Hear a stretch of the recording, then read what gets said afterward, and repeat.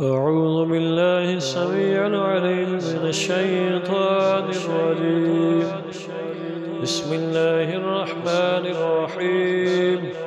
وإذ أخذ الله ميثاق النبيين لما آتيتكم من كتاب وحكمة ثم جاءكم رسول مصدق لما معكم لتؤمنن به ولتنصرنه قال أقررتم وأخذتم على ذلكم إصري قالوا أقررنا قال فاشهدوا وأنا معكم من الشاهدين. فمن تولى بعد ذلك فأولئك هم الفاسقون.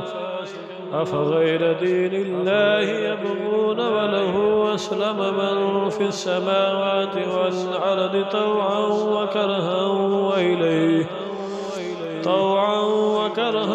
وإليه يرجعون.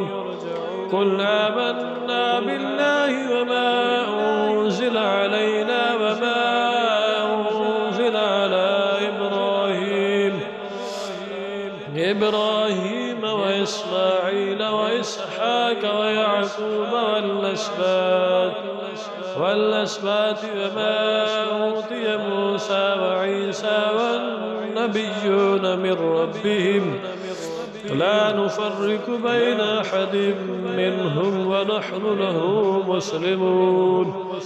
ومن يبتغ غير الإسلام دينا فلن يقبل منه وهو في الآخرة من الخاسرين.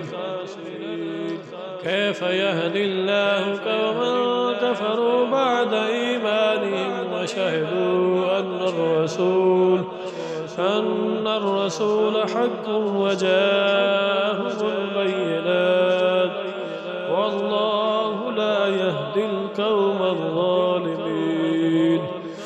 أولئك جزاؤهم من عليهم لعنة الله والملائكة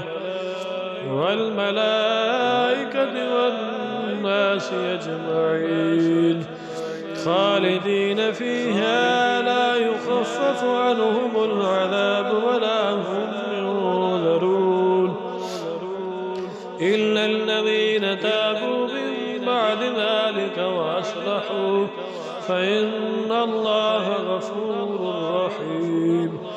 إن الذين كفروا بعد إيمانهم ثم ازدادوا كفرا لن تقبل توبتهم وأولئك هم الضالون.